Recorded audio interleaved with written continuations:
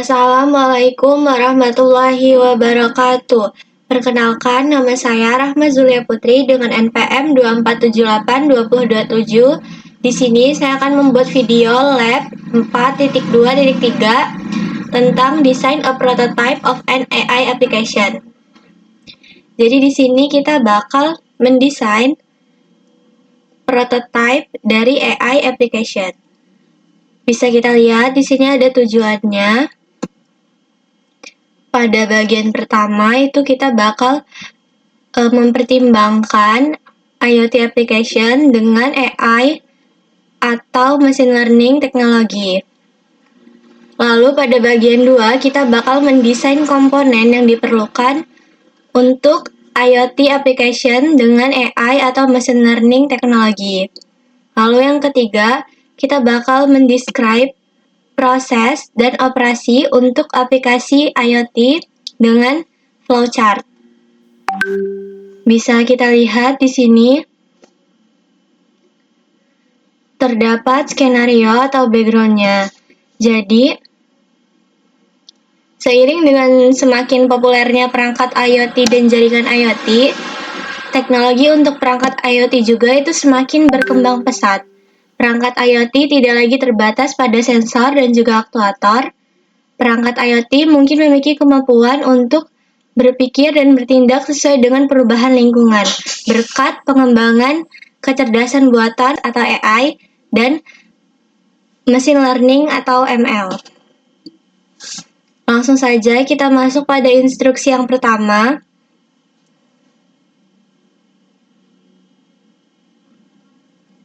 Jadi, kita bakal jawab pertanyaan-pertanyaan yang ada di lab ini.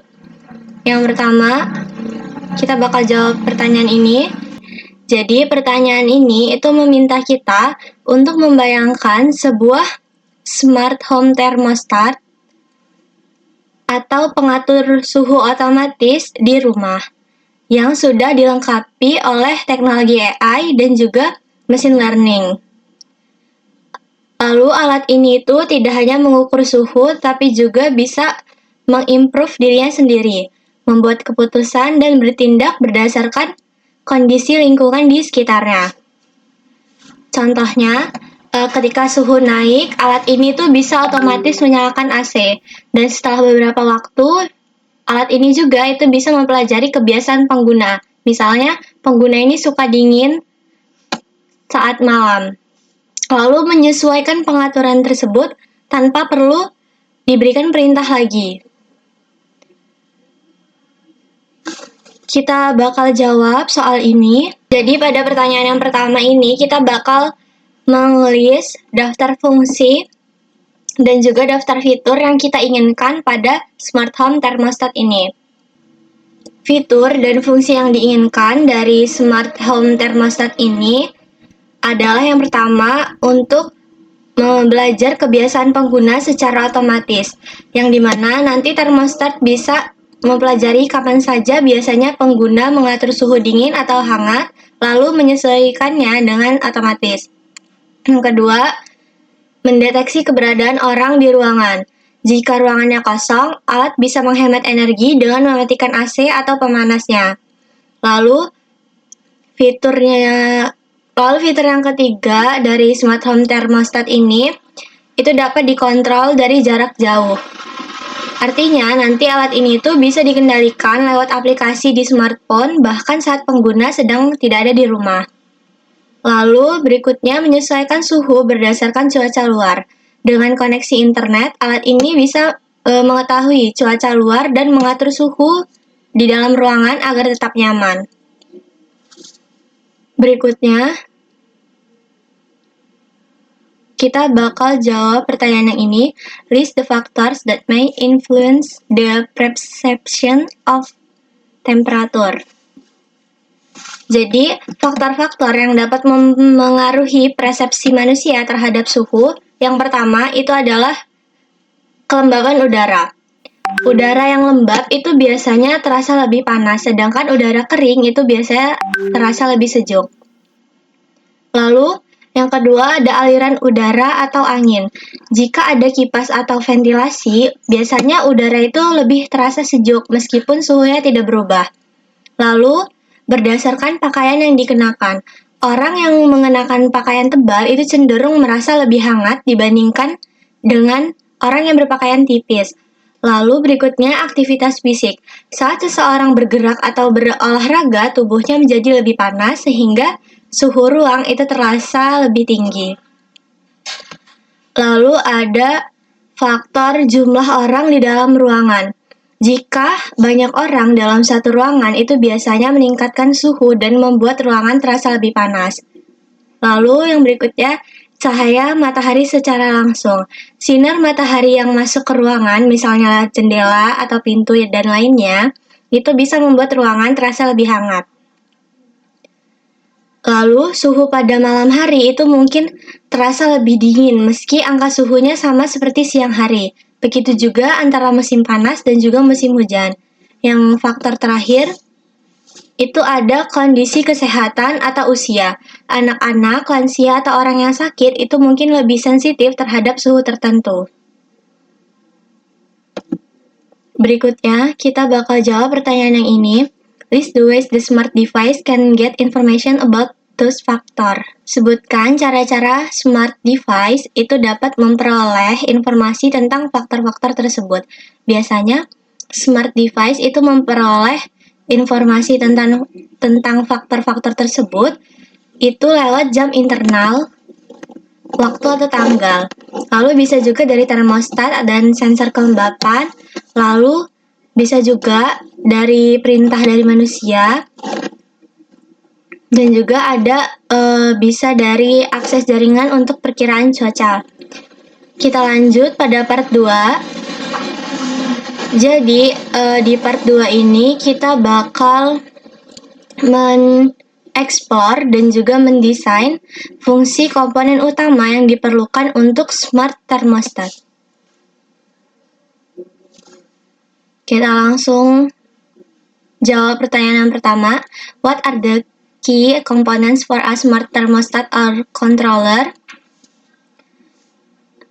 Jadi komponennya itu ada yang pertama sensor suhu dan juga kelembapan. Yang kedua ada akses ke aplikasi cloud computing melalui home gateway. Lalu mikrofon dan speaker untuk berinteraksi dengan seseorang. Lalu mikroprosesor atau pengontrol untuk menghidupkan atau mematikan pemanas atau unit AC. Lalu yang terakhir ada power connection and battery backup. Berikutnya kita akan jawab pertanyaan yang ini. List the process and operation of the smart thermostat or controller. Kita bakal buat daftar proses dan pengoperasian termostat atau controller ini. Jadi item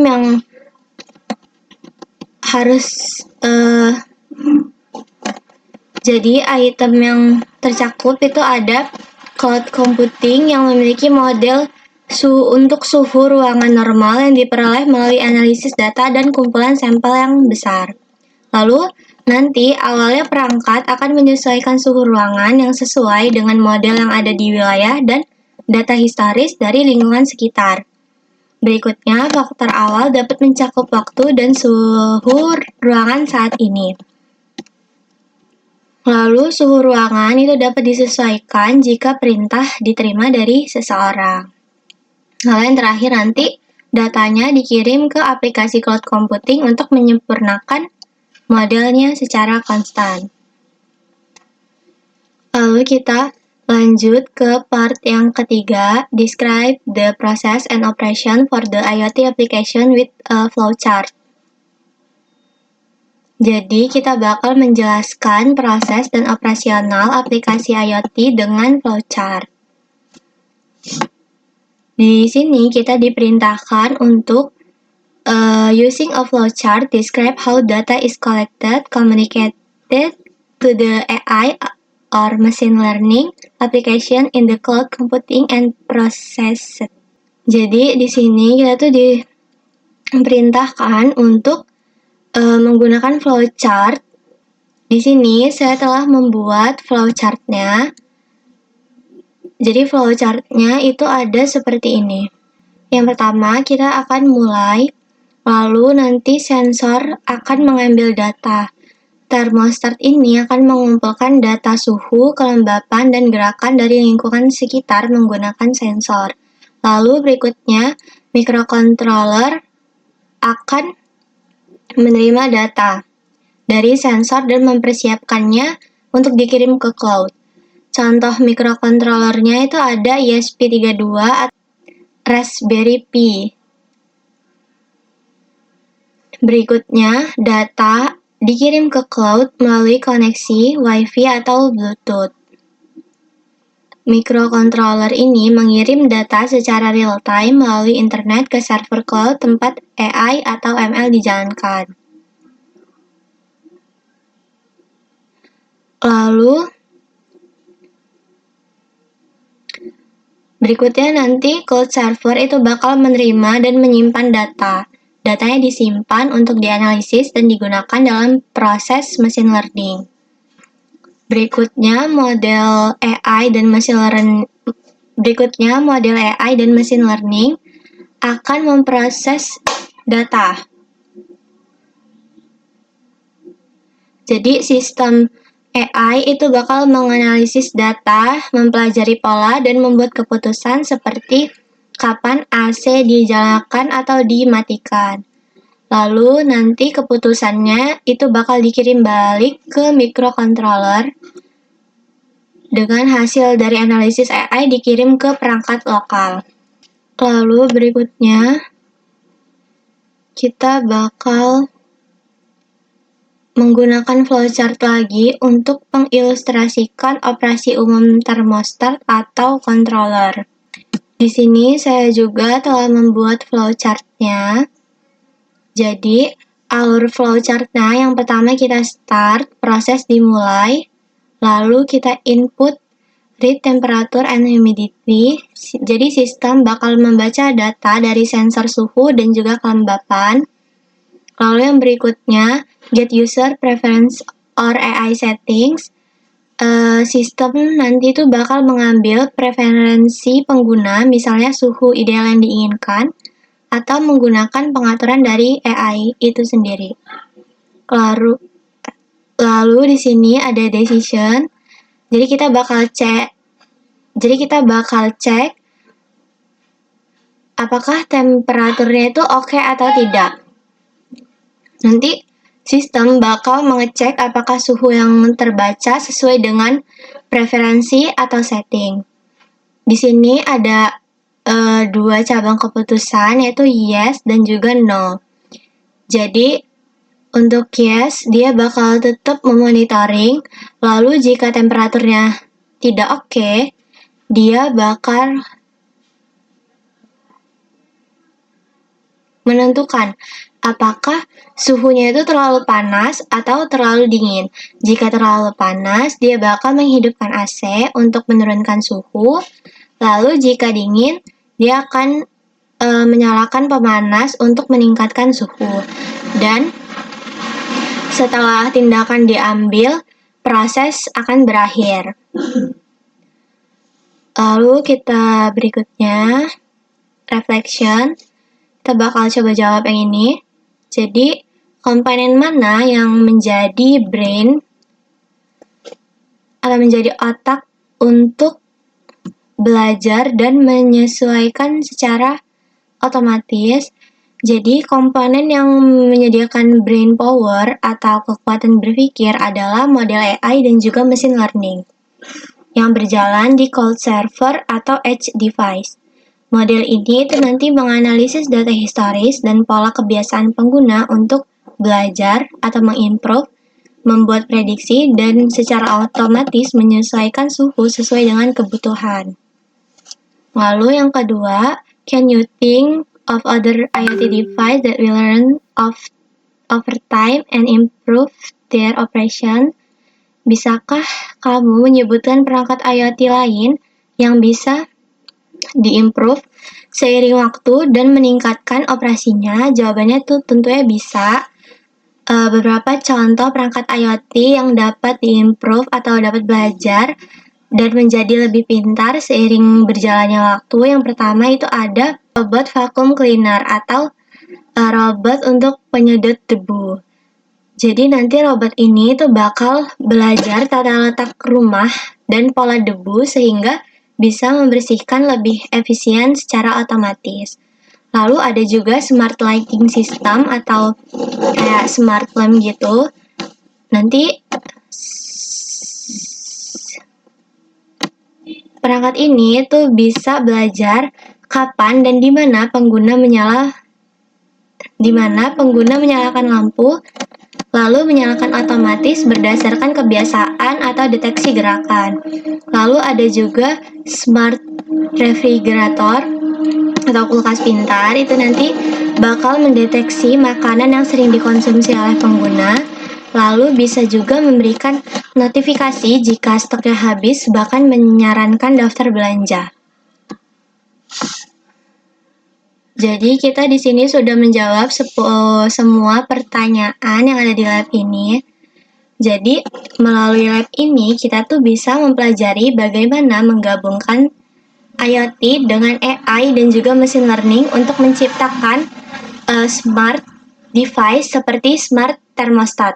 Lalu smart thermostat yang kita bahas pada lab ini juga itu tidak hanya membaca suhu dan kelembapan dari lingkungannya, tetapi juga belajar dari preferensi pengguna dan membuat keputusan otomatis untuk mengatur suhu ruangan, misalnya dengan menyalakan AC atau pemanas. Jadi mungkin itu saja yang dapat saya sampaikan. Apabila ada kesalahan saya mohon maaf. Saya akhiri. Wassalamualaikum warahmatullahi wabarakatuh.